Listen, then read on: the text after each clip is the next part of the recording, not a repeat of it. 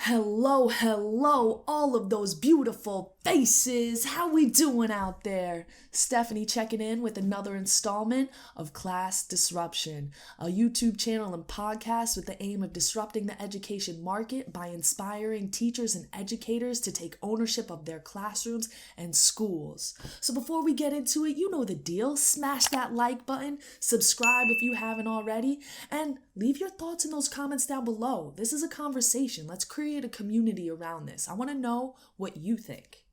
And so I'm going to do things a little bit differently today. In the past, I did kind of like my approach, my pedagogy, and then I did some tip videos. But my own personal interest a lot is in education policy and just like general news surrounding education. And so I was out there doing some research, trying to find, okay, what's a good topic to cover? And I came across this article right here. It's from the Philadelphia Inquirer, and it's an opinion piece titled, "Cry When You Get Home. Teachers Need Therapy to Process the Trauma of Urban Classrooms."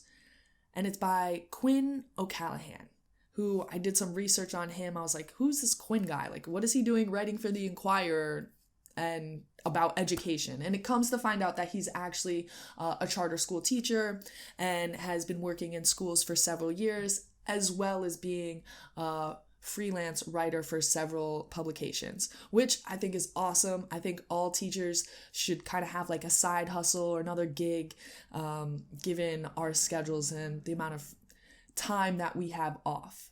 And so I shout out to Quinn for making those moves and doing what he believes in.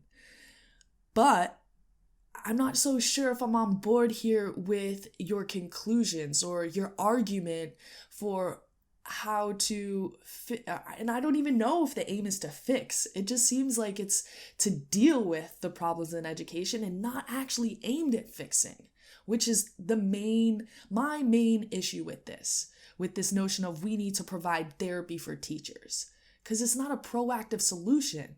And if we deal with the problem at its root, then we don't need the therapy, right? And plus, why are we going to look to big government to provide us with a therapist when big government is the one who messed up the schools in the first place, right?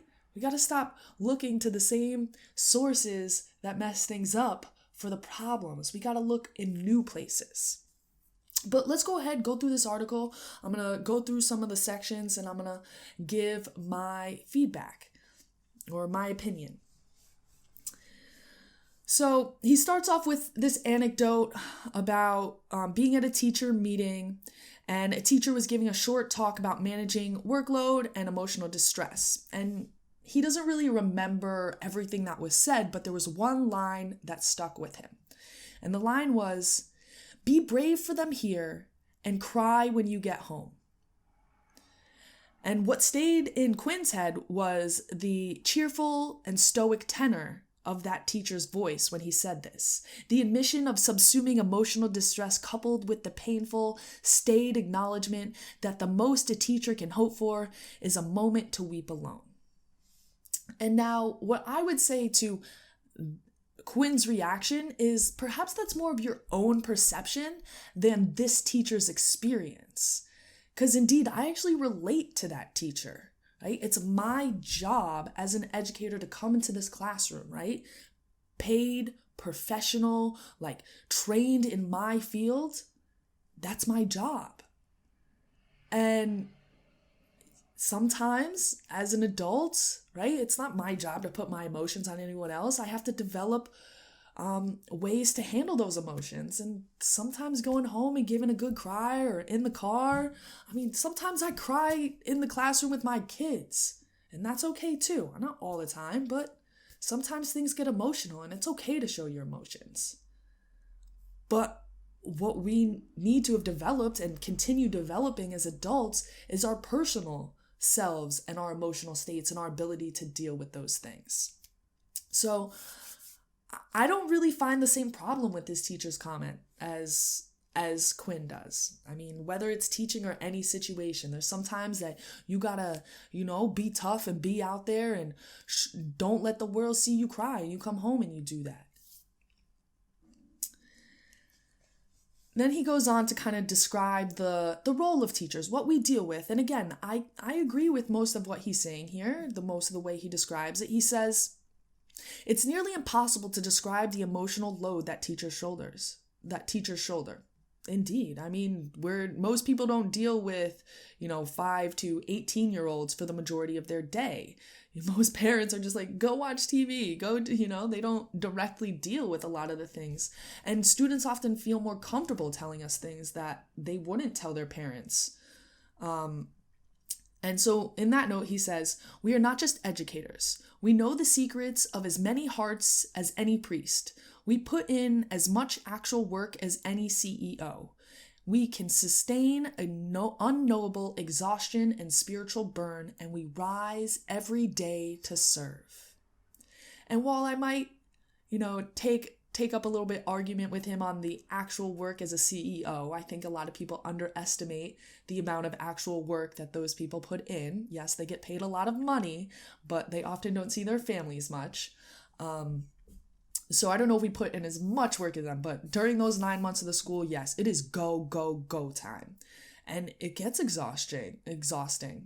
I come home at the end of the day, almost every single day, and I'm out, especially on a Friday. It's like I do my IG live and then I'm donezo. It's like I attempt, and then it's like I'll wake up with a book on me.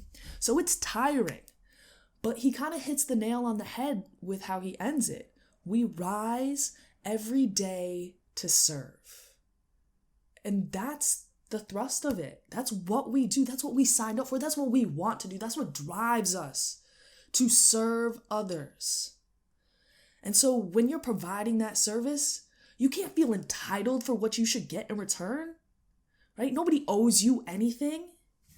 And it's this attitude of entitlement that I take issue with. Because we're not entitled to anything, right? And when you get this attitude of entitlement, that's what mixes with this already messed up system and creates a culture of toxicity. So the notion that the system owes us anything, or the system has some emotional detector and cares about emotions, it doesn't. That's not what the system's job is, right? It's not, and this notion of entitlement is what really gets me. Because he goes on to say such devotion comes at a cost.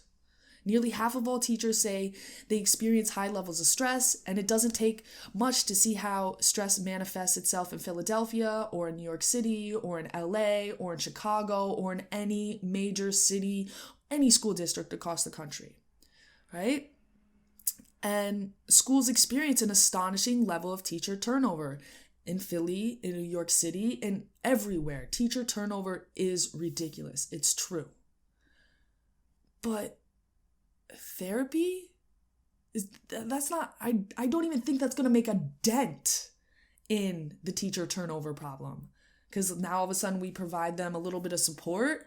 Like, no, we need to deal with the problem so that we don't need therapists.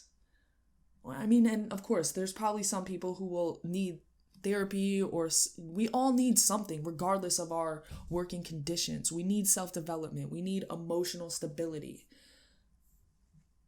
He says, considering the fact that schools can only thrive if it retains teachers and builds community, this is nothing less than a crisis.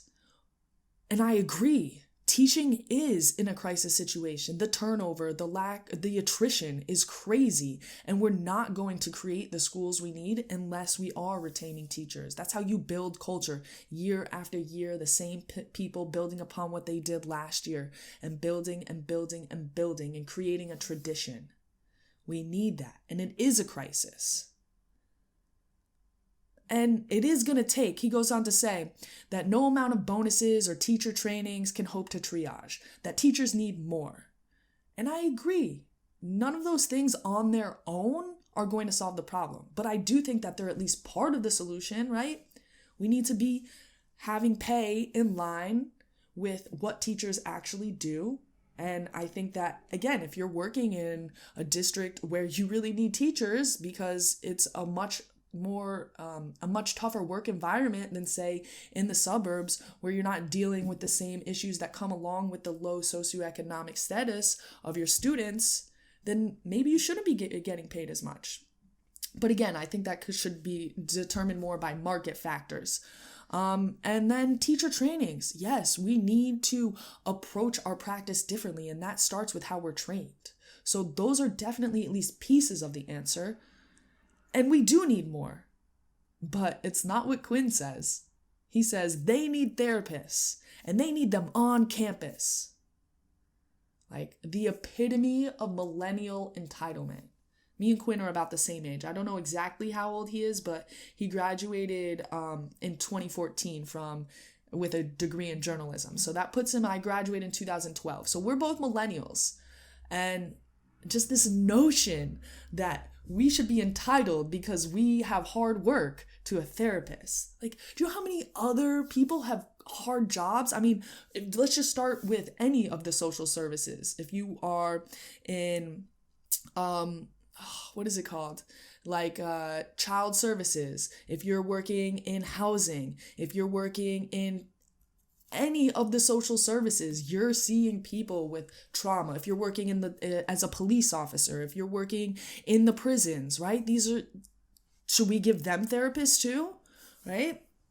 And then that goes for like corporate too. I mean, I have a sister who works in advertising as a designer, and she'll go from having nothing to do to being like, you have a deadline tomorrow and have to like stay up all night and go back and forth with these people who don't really understand what, like, it can be stressful too. So I think that the way that we kind of like put teaching up on this special pedestal of, oh, we do all this hard work and we serve and we're no, the entitlement is where teachers get their bad rap because everybody has a hard job.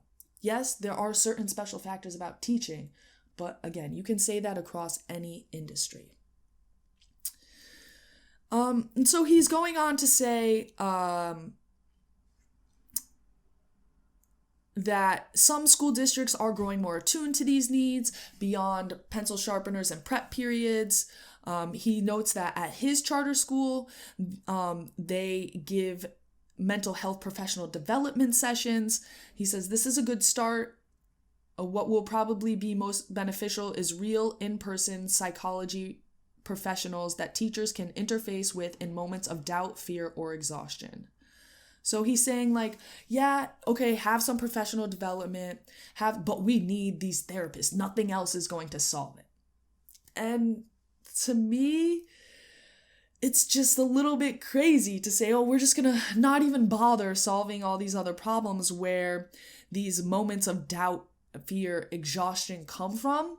And we're just going to say, we can't even do it. So just give them a therapist.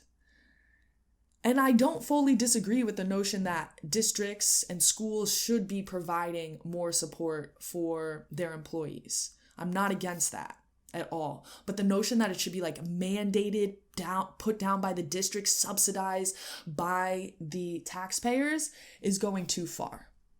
Now, let me give you an example, a more concrete example of what I'm talking about. At my school, we have a meditation program brought in. My principal brought it in from the David Lynch Foundation, and we call it Quiet Time. And every student has the opportunity, if they would like, to learn transcendental meditation, a very specific meditation technique. And every teacher has the opportunity to learn this. And that is a resource that our students and our staff have. Now, twice a day, we stop and teachers lead meditations after 2nd and 7th period. And so we don't actually get the opportunity to meditate during those periods. Sometimes I do. If I have a second teacher in my room, one of us will run it and one of us can meditate. But that's not that's not the usual case. Usually the teachers run the meditations for the kids, but though we have 2 people from David Lynch Foundation that are full-time in our school. They support the students, but also as a staff member, I can go to them and I can say, hey, I'm just having a stressful day. I'd love to just talk some things out with you and do a meditation together.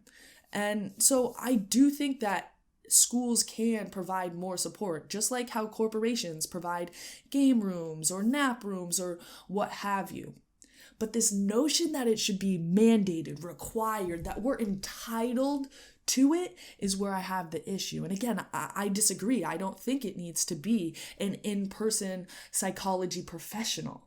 I think that we just need to create more dynamic learning spaces that acknowledge the social and emotional aspect that is the foundation for any high-level rigorous learning and for any for giving high-level instruction as a teacher. So again, I'm not totally in disagreement with here, but I think that by saying, oh, we should just provide therapists is totally negating even dealing with the solutions. And he goes on to kind of acknowledge this. He says, it may sound greedy to the uninitiated to ask for serious financial commitment to the mental health of teachers. After all, Chicago's teacher union just last week succeeded in guaranteeing that every school in its city will have a nurse. And here in Philadelphia, marquee schools like the Academy at Palumbo are quite literally falling apart. And others like Ben Franklin High are packed with cancer-causing asbestos. Exactly. It doesn't just sound greedy, it's greedy, right? It's greedy to say, oh, we have all these problems, but because we have all these problems, like, they're just so overwhelming and we're having, let's spend $100,000 or however much money it costs per school to provide a full-time psychologist for you. No, that's not going to fix the problem. That psychologist is just going to put band-aids over what's going to continue to cause that trauma to you to need that. We need to address those environmental and infrastructure problems, those social and emotional issues that students bring with them. And once we address those, then the psychologist becomes unnecessary, right? And so I was doing a little bit more research to see if there's any other talk of this out there, and I did come across some, mostly informal, on things like Reddit, just like strings of teachers, and then of course on Instagram and social media. These are common themes in teacher circles. But I came across on the APA's website. It says, psychologists are leading efforts to give teachers more control in an increasingly difficult line of work. And right from their title, they hit it. The problem isn't that we need psychologists. The problem is that we need more control. Right? It says teachers are blamed for the many school ills, but data suggests they're just as unhappy with the conditions as they face as their critics are.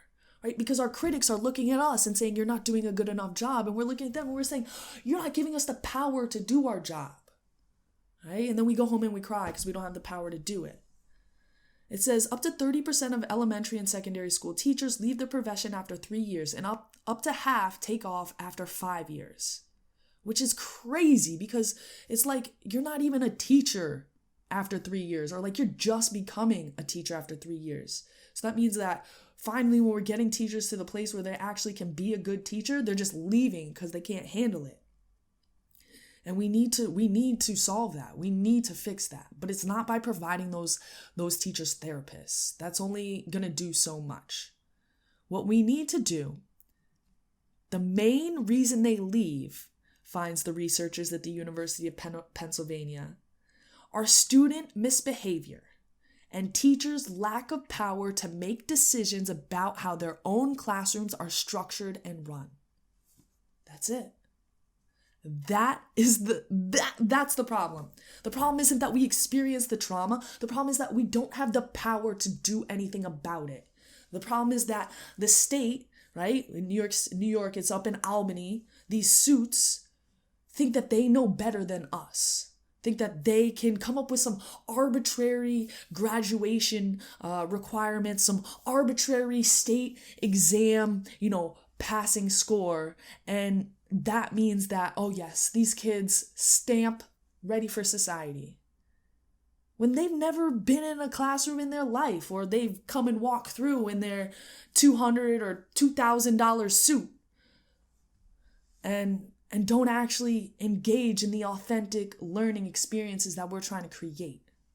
This isn't about the need of therapy. This is about the need to let teachers teach. Give teachers the power to do the things that they know that their students need. And once we have that power, no, it's not immediately going to solve those issues, right? Those issues are going to still be there.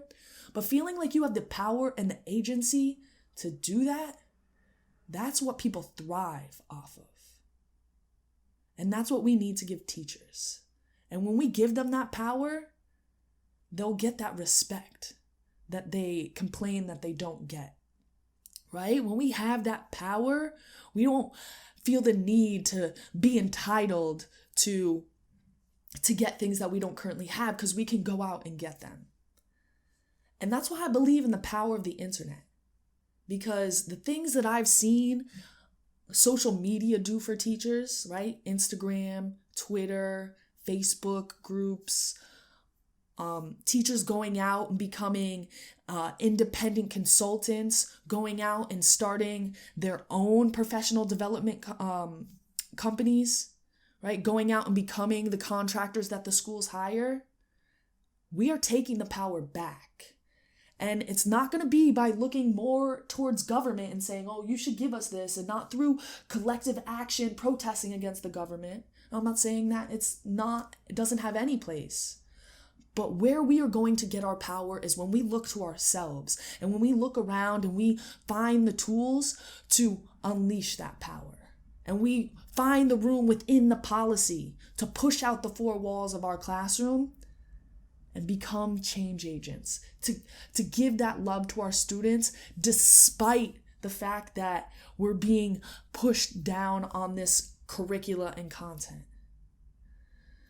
So that's what I got for this one. I'd love to know your opinion. What do you think?